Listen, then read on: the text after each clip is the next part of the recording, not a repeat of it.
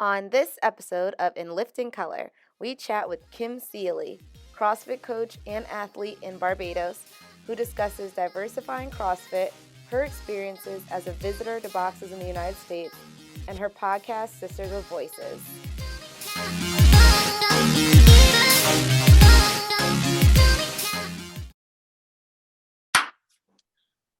Hi, welcome to In Lifting Color. I'm Jess. I'm Brandon. And we have a special guest today, and we will allow her to introduce herself. So tell us about you and where you are at. Hey guys, my name is Kim Seeley. I'm in Barbados. That was good. I know I didn't give you any other things. Okay. I was like, oh no, I left her hanging, but that was good. So we'll get right into it. Let's talk about what you do right now in Barbados. Okay, so I am an attorney by profession. I'm also an L2 trainer at Limitless Performance CrossFit. So I basically fluctuate between the two. I'll be honest, I think fitness or CrossFit has the edge right now. Yeah. But yeah, basically me in a nutshell. Awesome. All right, well, with that being said, and you saying that CrossFit has the edge, what was your CrossFit journey? What got you into it, and how you got started and all that type of stuff? So I've always dabbled in fitness. Nothing professional, nothing too fancy. But when I was doing my master's in Miami, when I was doing my law degree in Jamaica, actually, I had some friends in Miami who kept posting on Facebook from this CrossFit box. And I was like, what's this CrossFit thing? And I also had a friend in Jamaica who was kind of dabbling in it. My mother lives in Miami. Okay. So when I went to visit her, I went to the CrossFit box and it was a wrap from there. I did one WOD and it was a wrap. I was like, yeah, this is for me. Yeah. So I spent 10 days there and I was doing that. Then when eventually I got back to Barbados, this is after studying in Jamaica, I saw again on Facebook that a box was opening up locally. Oh. So I saw like all the rogue postings and I was like, hi, please tell me your start date. I am your person. And that's basically where the journey began. CrossFit is still very new in Barbados, Okay. but that was the journey from there. What's the year that all began? I would say, so I was in Jamaica 2010 to 2012. So around 2011, 2012 is when I had my first introduction, but continuing in Barbados, it would have been from about 2013. Okay. Until now. All right. And where are you originally from, Barbados? Born and raised. Nice. Oh my goodness. Yeah. Okay. So many questions. All right. So, and now you own the box or you're coaching at the box. How did you find the box you're at right now? Okay, so I'm just a coach at the box. The owner is a very good friend of mine.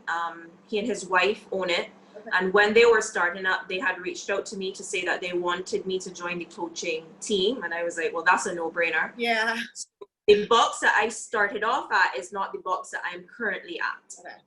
So I was there for a couple of years and then I moved on to Limitless Performance where I've been for like the past 5 years. Yeah, we had a 5-year anniversary the other day. Mm-hmm. Oh, how fun. That's awesome. That's a good amount of time. I know, 5 years. That's a good, we've been at a lot of boxes. So it's just, yeah, it's hard to keep boxes open. So 5 years on the right track.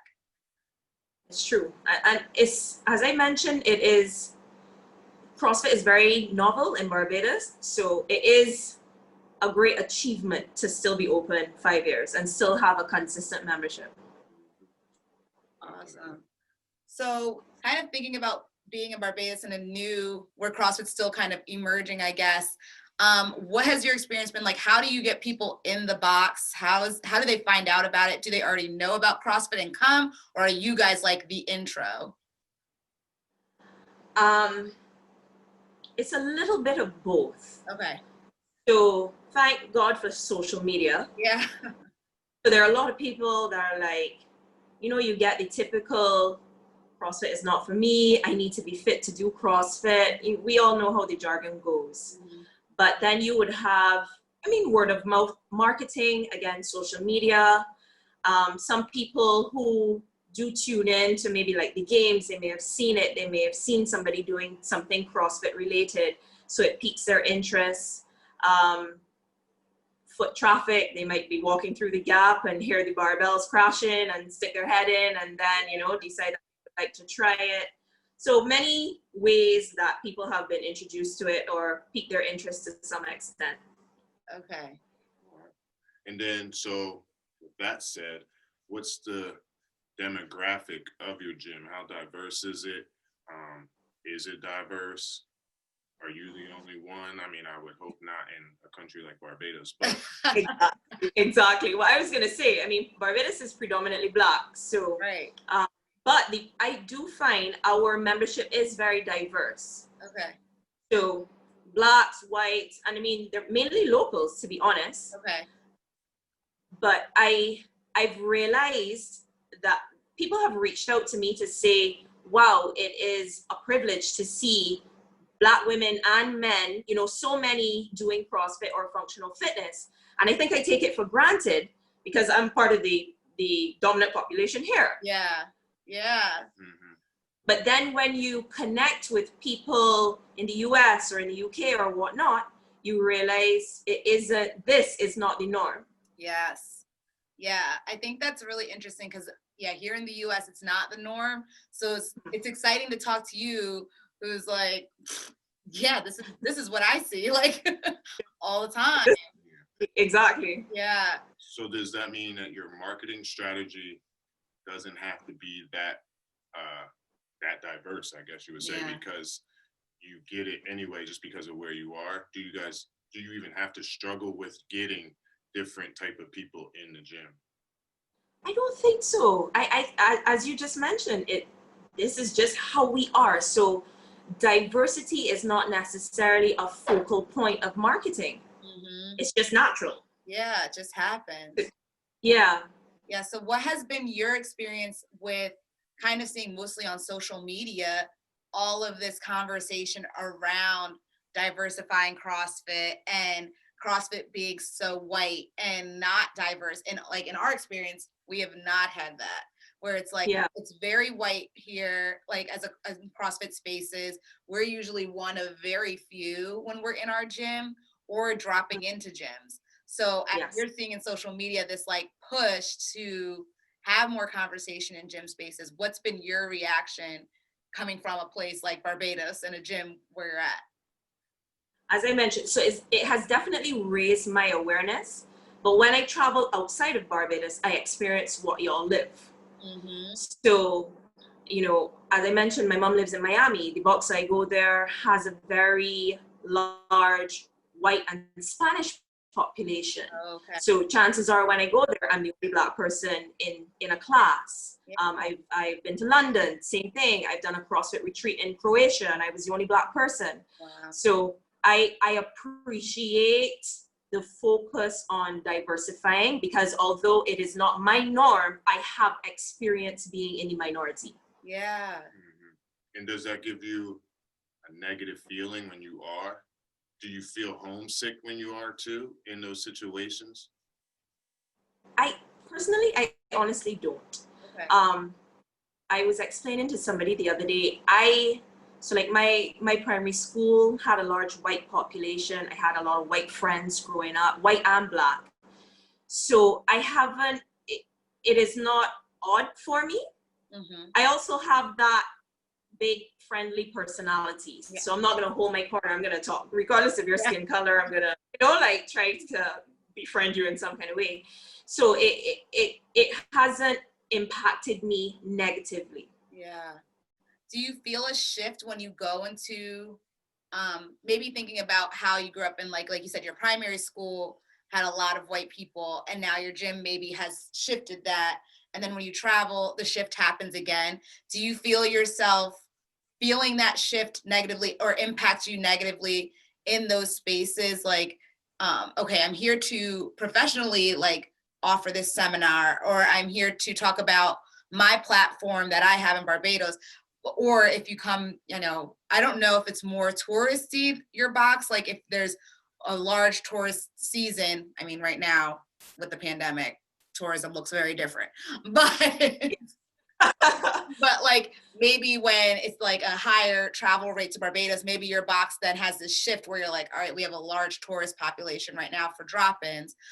Do you feel a shift of your personality, or maybe just your outlook on what's going on when you're in those majority white spaces? So we do get a lot, well, we used to get a lot of tourists outside of the pandemic. Yeah, back in the day. I am definitely, within recent times, I am definitely more aware of my Blackness, if that makes sense. Yeah. And when I travel, I'm definitely more aware of it. Yeah. So I do feel somewhat of a shift, but it is not, how would I say, it is not a shift to kind of make me retract into my shell or anything like that. It's more of like an awareness. Okay.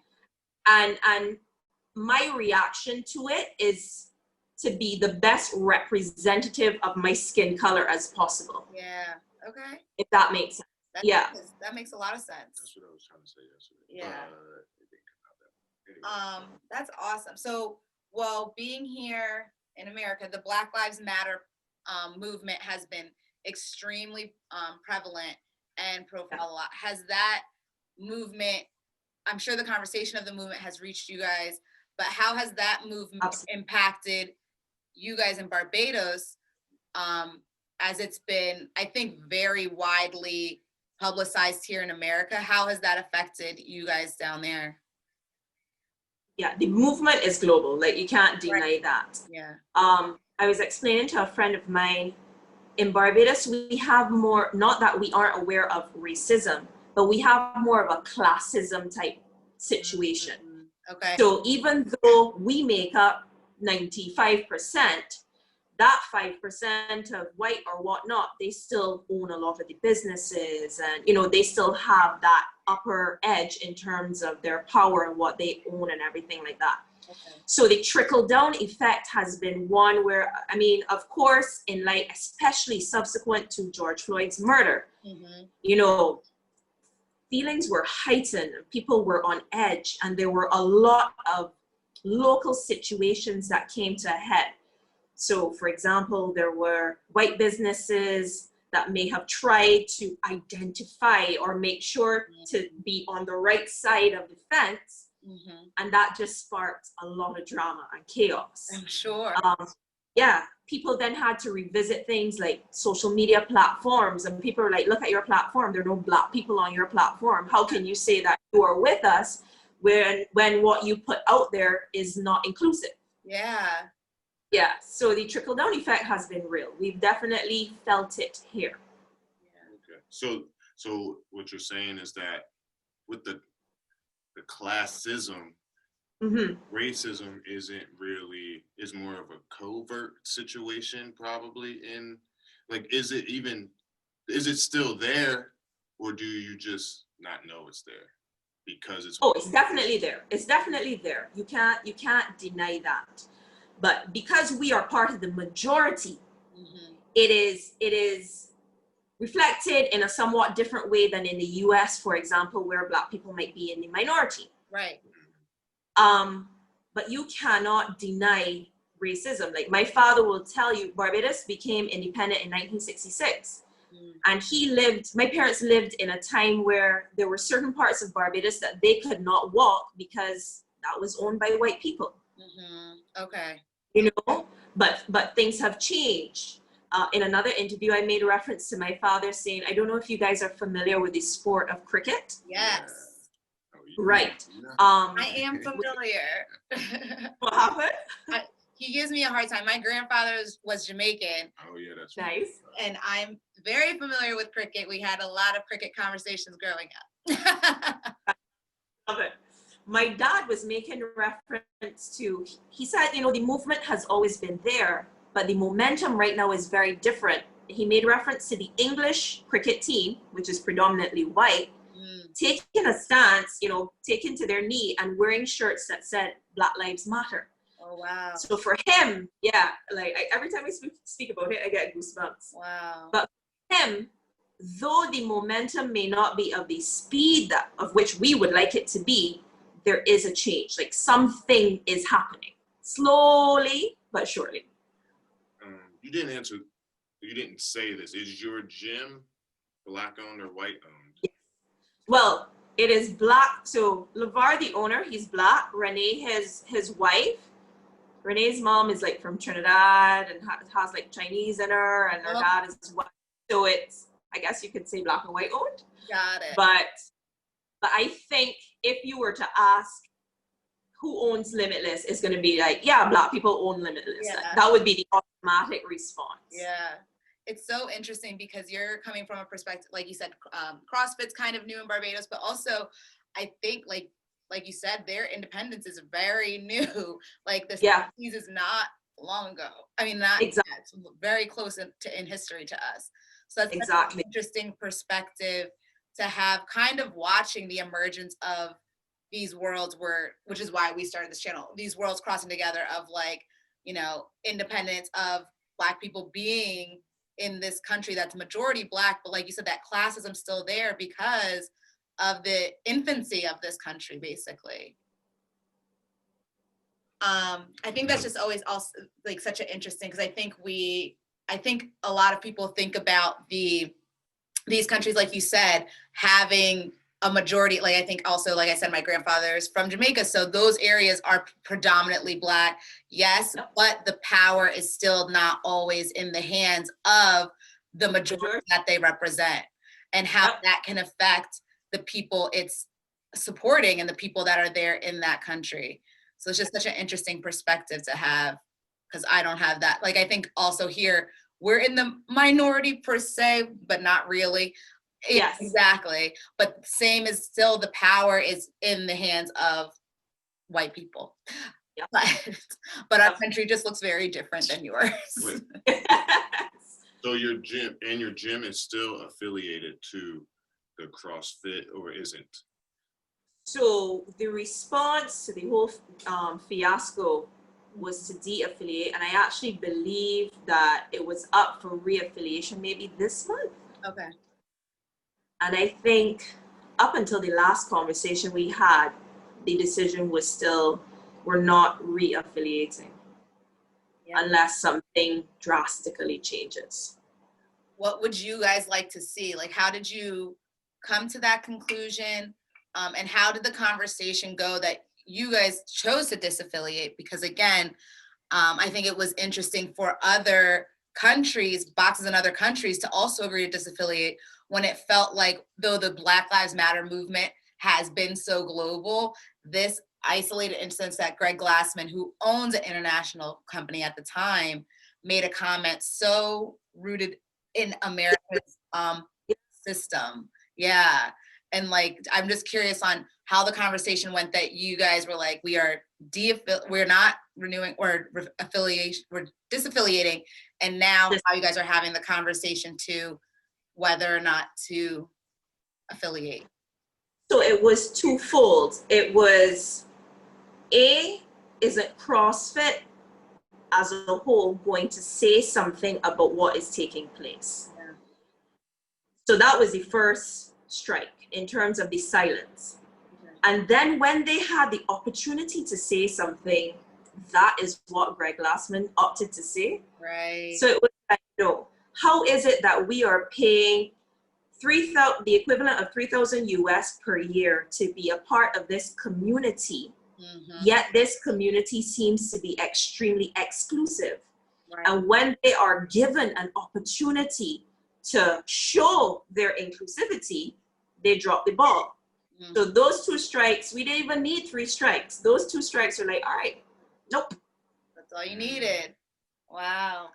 Now when you say that, you bring up the community aspect. Now, how do you feel when other Black owners of CrossFit gyms, and even white owners of CrossFit gyms, a lot of their response would be, when it comes to battling diversity, is location. Like, do you agree with that? Like they Like, can't they really can't battle change the people. the inclusion. They can't really make their gym more inclusive. They can't really get more diversity in their gym because of where their gym is located. Their gym is located in a primarily white community. So why would you think Black people would walk through the door if they're not even in the community? Like, do you think that's a cop-out kind of answer, or Yes. do you think they can do more? Like, do you think they can do more? I think that more can be done. I do appreciate, okay, locational barriers, for want of a better term, but it isn't only in who you have in the gym, but what message you send out as well. Yeah. And inclusivity doesn't only have to be physically having Black people of color in your gym, Yeah. but use your social media, use your platform. There's so many resources out there. Just I don't know, just put more information out there to send the message that we are genuinely, and I use that word because it's very easy to check off boxes at this time. Yes. But if you are not genuine in your actions, it will show. And that's why, Brandon, that's why I said yes, it is a cop-out, because if that is your automatic response, then you really don't have an interest in being diverse or inclusive. That's the way I see it. Yeah. I'm also curious on the lack, I think it's brought to our attention more, the lack of publicity athletes of color get in the CrossFit space, because even learning about you, I learned about you because I saw you had done an interview with Ariel Sanders, who we had interviewed on our first episode. But then going to your profile, I was like, geez, they're in the fittest in Barbados. What? Like things that I'm like, why haven't we seen more of these people across the globe that don't look like, Matt Frazier or Katrin David's daughter, or these people that they highlight who are not Black and brown? But we do have fittest in other countries that might look more like me, even though I'm American. It's nice to see someone of color highlighted on the CrossFit Games page who's doing the same open as me, who's doing the same workouts as me. How do you think that message has been spread? Because like I said, I had no idea. I was like, oh, of course there's a fittest in Jamaica. Like, thinking about more. And I identify as, I can bring up my Jamaican heritage, but I live in America. So like just thinking about, how do you think CrossFit could do a better job at looking at people that are not just in this country and Black, but also globally? That's such an interesting question, because one of the issues we have had, particularly in the Caribbean, is, there's no recognition of CrossFit in the Caribbean. Nope. Again, yet everybody is paying the same affiliate fees, but there is a strong association of CrossFit in the US. Yeah. You can't deny Iceland because of the athletes that are showcased. And then, the UK as well. But back to, how do we feel as part of a community when we're not included? Right. So just to clarify something, the fittest in Barbados, I was fittest before they named national champions. Oh, wow. The last 2 years that they've named national champions, and I know them well, Richie and Kira, they don't live in Barbados. So Kira was born and raised here. Richie has Bajan heritage. He was here up to the other day. We trained together, but they don't live here. They don't live and train here. So when they started naming national champions, I never won like that. So I just wanted to clarify that, just in case people were thinking that I was a national champ. But you're still very fit. Moderately. So yeah, I think that especially with this whole diversity, what is the division? DEI, diversity, equality, inclusivity. Is that what it stands for?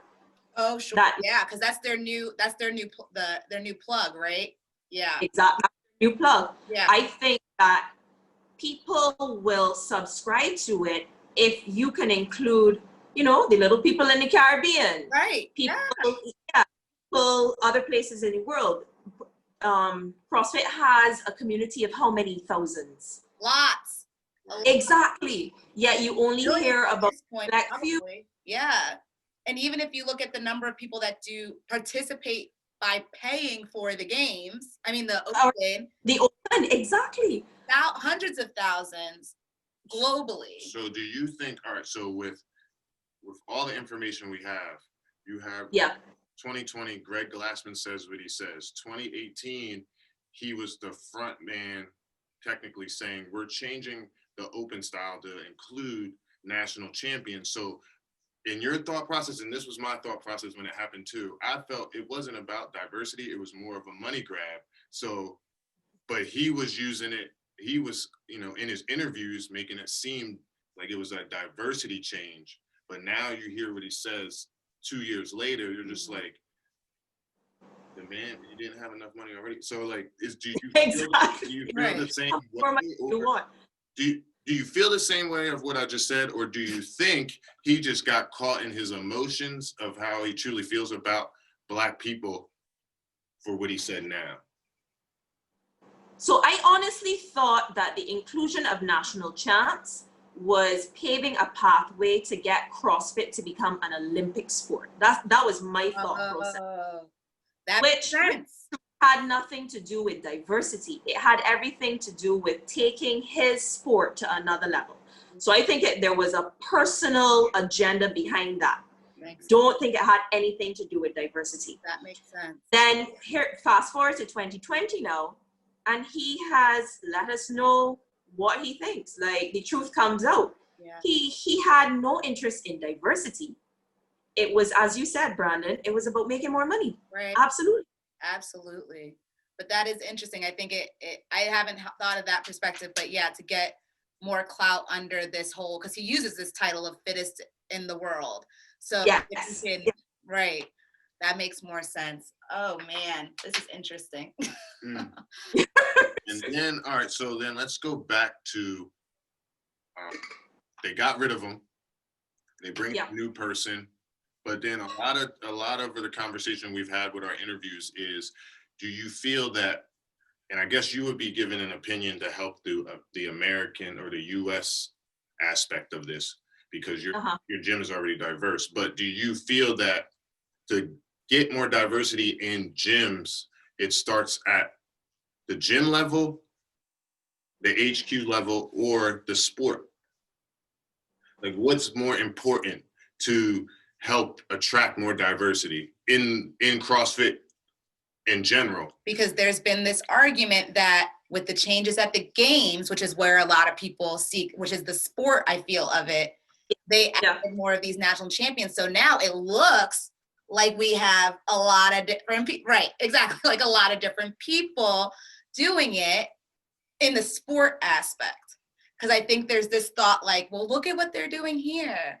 But then we look at my gym and it's like, no, like, so kind of thinking along those lines as well. Like, I feel like the gyms and the gym owners need to do more of the legwork of diversifying the sport. But then there's people that feel like that the headquarters needs the people making calls and the executive decisions need to be diverse in thought process. So that needs to be diverse people as well. So what do you think? So I think I agree with both. So, okay, just address what you said, Jess, in terms of, yes, they try to give the illusion with the games. Oh, we've included all these people. But then look at the programming, right? Right. You had this 400-meter run, everybody could run. Right. Then you legless rope climbs, and I do agree, if you make it to that level, you should be able to do legless rope climbs. But look how many of the national champions did not make it past the first round. Right. Right. So they've paid X amount of money, X amount of sponsorship, whatnot to get there, not to advance. Right.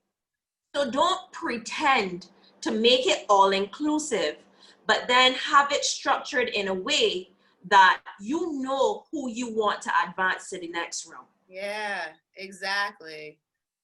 In terms of whether it should come from the gym level or the HQ level, I think both parties have significant roles to play. But we are kind of as much as there's autonomy in how you operate your gym, there's still somewhat of a directive coming from the HQ level. For sure. And you kind of take on the persona of the top. Yeah. So if at HQ they aren't recognizing diversity and they aren't recognizing inclusivity, and Ariel and I had this conversation as well, where if you do not have physical diversity within your decision-making body, it isn't going to be acknowledged. Nope. And for those who don't have to live subject to diversity, it is not going to be in their thought process. Mm-hmm. So you need the Black people and you need the people of color on these boards to raise awareness for the things that aren't going to be in contemplation with the people who don't have to think about it on a daily basis. Right. Yeah. And then when it comes down to the gym levels now, of course, persons like ourselves will know what we want in terms of diversity. But I think in light of, because I mean, there has been an automatic awareness now. If you are blind to what is going on in 2020, you just don't want to know. That's the way I see it. Mm-hmm. But if you are taking heed of what is going on, you know, fire should be lit under you to be like, all right, I need to diversify my gym. Yes. So I think it needs, in terms of gym level or HQ level, both. Well, That's just the way I see it. You know, another thing, Jess, or yeah. not, yeah. No, I'm thinking in terms of the national champions, you've opened the floodgates to more people, but a lot of the smaller countries, and I'll put Barbados in this, do not have access to the resources Yes. that Yeah. other countries do. Right.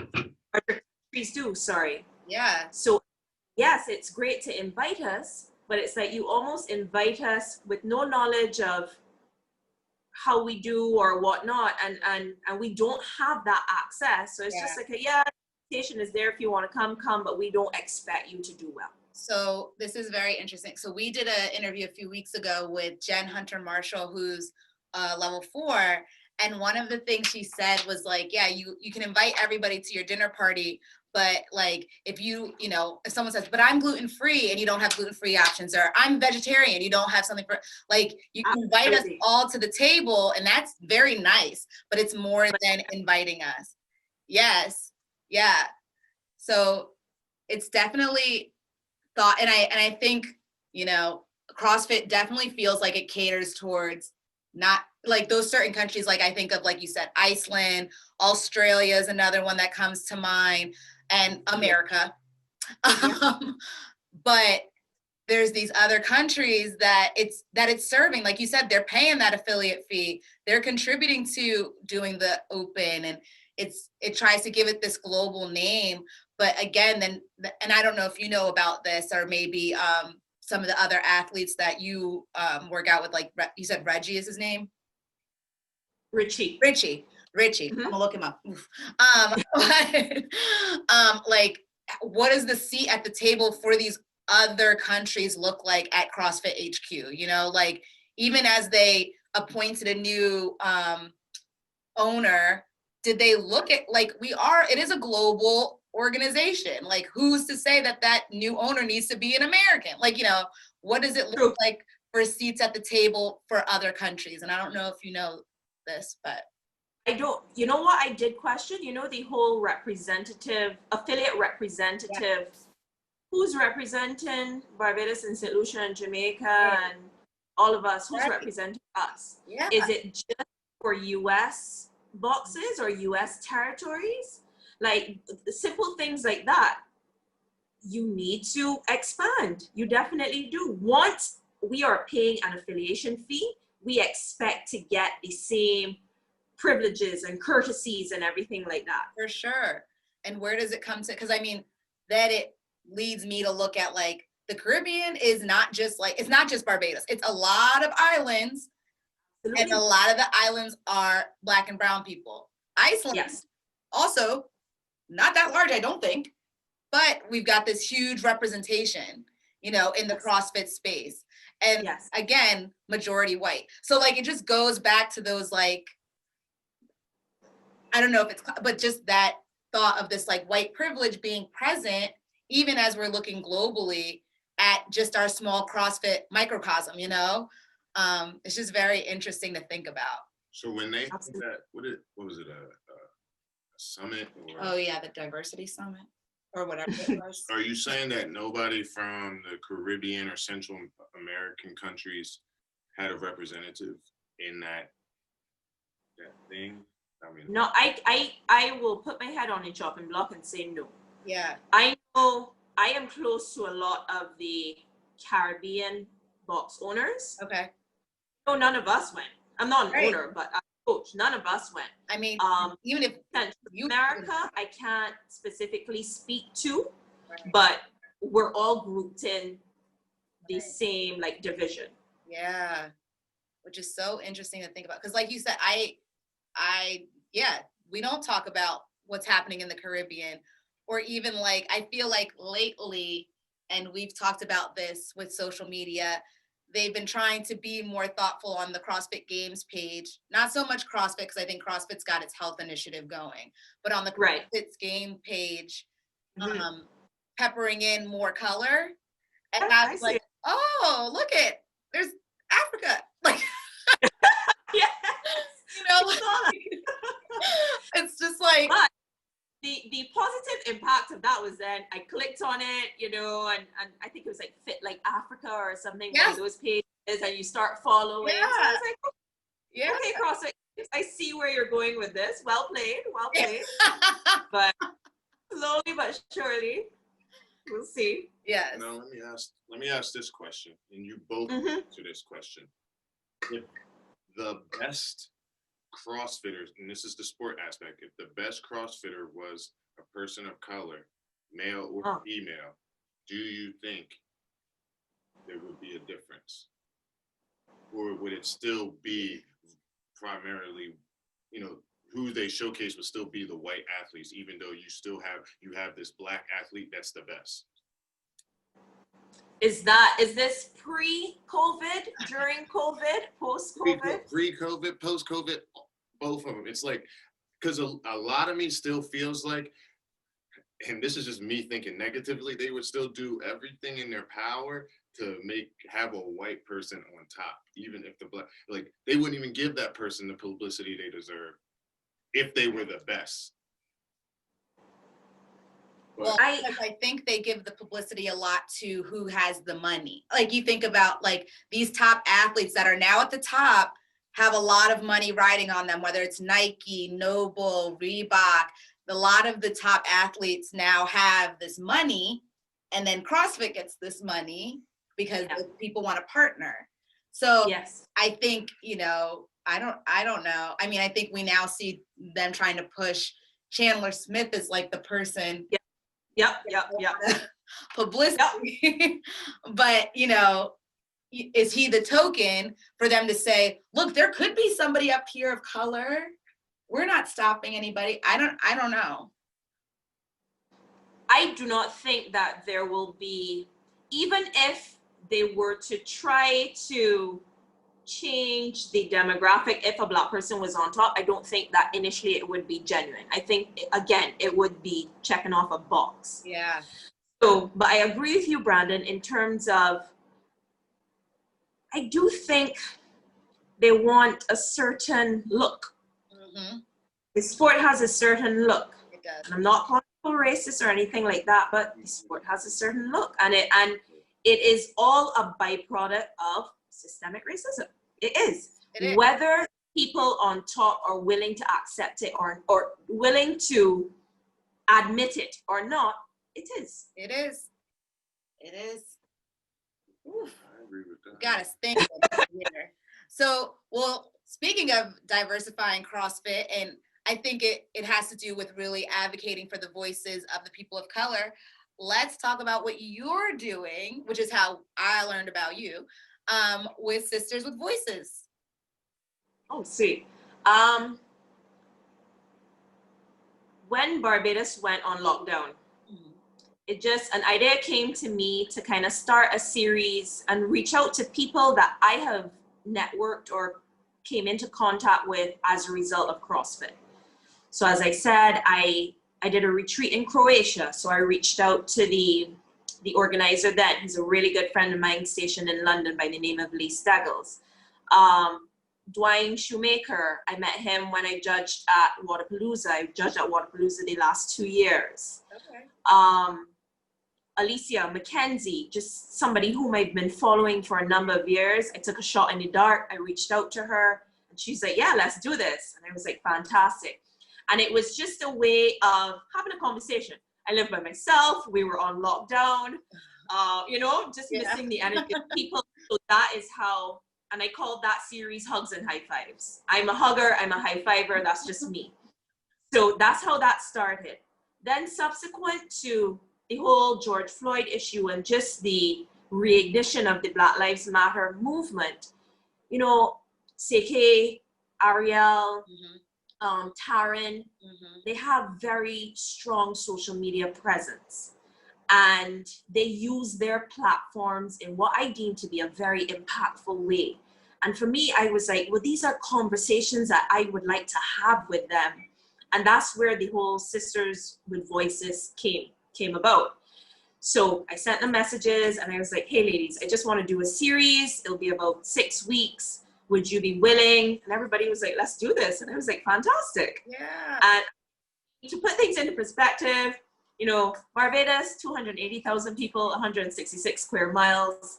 You see these people out there so it was big. For them to say yes, it was very like, yeah, let's do this. Yeah. So that is how it came about. And most importantly, I'm very big on representation matters. So when you see people looking like you doing amazing things, there's just this psychological boost. And that was also a driving force for me to reach out to them to have these conversations, which I really appreciated. I'm getting goosebumps talking about it, but which I really appreciated. I mean, I think clearly we can relate. Yeah, That's kind of how this came to be. We had this idea and it was like you said, representation matters. I think we wanted to highlight yes, CrossFit in America, I shall highlight that, is majority white. But there are Black people out there. There are Black people that are on top of their sport or really competitive in their game. And we want to highlight those voices and be able to talk that hey, other people like you, we got Kim Seeley here who's saying I want to hear more Black and brown people talk about something I love, which is CrossFit also. And I think, like you said, it gives you these positive endorphins and makes you feel like I'm not the only one, whether we're up here in New Jersey or, over in Iowa, because we have talked to it feels like a lot of different people. And it's we're all over doing this and we're passionate about it. And representation matters. Most definitely. Yeah. Most definitely. Yes. In terms of diversity, what would you personally like to see when it comes to CrossFit diversity wise? What things could you put in a pecking order that, all right, you know what, that's what I'm glad I can see, I'm seeing that now. I'm glad I'm seeing this happen now. What kind of things do you want to see that you don't see right now? Something as simple as a Black person covering the CrossFit Games. That's easy. Low-hanging fruit. I would like seeing a Brandon and Jess, giving me the information that's happening from the CrossFit Games or something on that, higher tier. I would like to see highlighting of the less popular boxes and the more diverse boxes, things that are happening there. Yeah.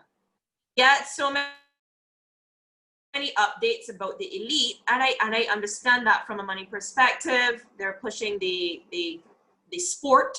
Mm-hmm. But again, from a community perspective, because they only represent the 1%. So maybe a little more representation of the 99% that don't represent the 1%. Yeah. Yeah. To as a start, those types of things. How about retreats in places outside of the US? Yeah. I'll come to Barbados. Hey, shameless plug.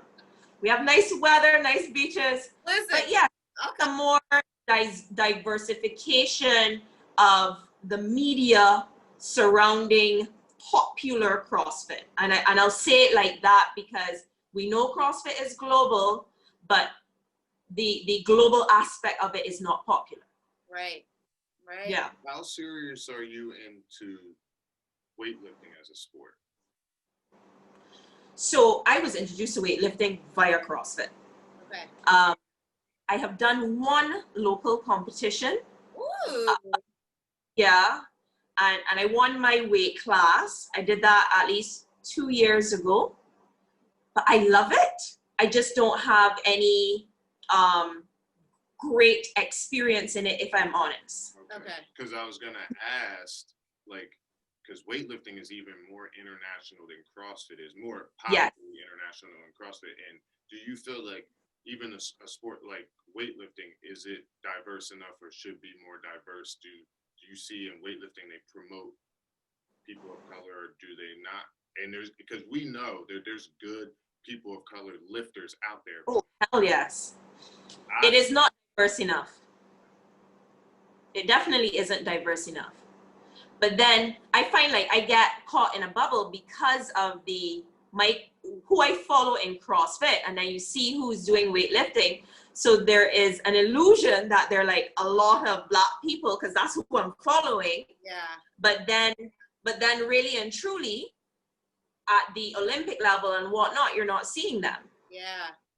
No, it's so true. And it made me think because just like you're saying, like I would love to go to a retreat in Barbados or a CrossFit seminar, but also I think there's something to be said for identifying like-minded and also people that look like you. There's just a comfort in being around that, and you get that in your box because, like you said, it's the majority is Black and brown people, and there's a box that a lot of our other interview people have talked about, CrossFit shipwreck athletics, I think it's called, which is in North following them. Yes. Yeah. And I was like, man, that must be so comforting. But even for CrossFit to consider offering these opportunities for us to have, not necessarily exclusive, but like, hey, are you somebody? Because I think even they've done this like LGBTQ, we'd like to get, groups of people together to discuss their experience with CrossFit from the LGBTQ community, from the Latinx community, from the Caribbean community. Like, because there's people in America that are we have tons of implants that are from the Caribbean, and maybe they want to connect with other people. There's a big Jamaican population I know in London. Like, there is that connection that just would be supportive to be able to maybe establish these I don't know what the word would be, like affinity groups of people that could connect and be able to say like, hey, here's a group of Black women CrossFitters that if you just want to join this committee or group that just wants to discuss ways we can incorporate more Black women in the sport, like I think that would be like a nice thing. But again, Jess, for that to become an initiative, you need people who think like that at the higher levels to suggest it and nurture the ideas and then bring them to fruition. But with the lack of those kind of people or our kind of people there, it's never going to happen. Right. So we got to get there. Got to infiltrate. Well, we probably could talk all day, but we're going to get into our fun part, even though the whole thing's been fun, of our show called This, That, or Other, where we ask you 2 options that you would have to choose from, or you can be like, I don't like either of those, let's go other, and tell us what you would choose instead. I need to stretch for this. Get warmed up. This is going to be real. We'll start with music because I feel secure there. Okay. So I'm realizing we also picked very American music, but maybe it's global. So Kanye West, Drake, or other? Drake. Okay, there's 2 people. Somebody else picked Drake too. All right. Now let's see. We're hoping here. Honey Nut Cheerios, Frosted Flakes.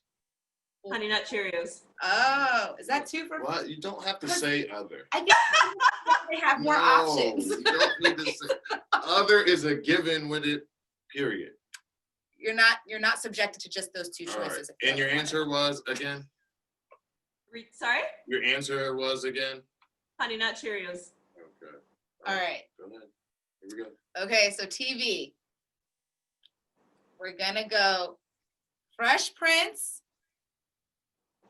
Family Matters, or other. Fresh Prince. Okay. We'll take it. You win. There's no win. There's no wrong answer, so it was all good. I love that. But that's how we like to end it. And I'm so glad we got to chat. This was so Thank you. Yeah, no, I definitely enjoy this, and I definitely appreciate the reach out. Yes. And also tune in people to Sisters with Voices. Is there any other plugs you'd like to give here? Plugs. Come to Barbados. We'll be right there. Yes, fantastic. Thank you again. This has been awesome. Thanks. Thank you as well. I really enjoyed it. Nice talking to you. Enjoy the rest of your weekend. You too. You too. All right. Bye. You got the hookup now. Lift and love all day, every day. Thanks for tuning in. Like and subscribe.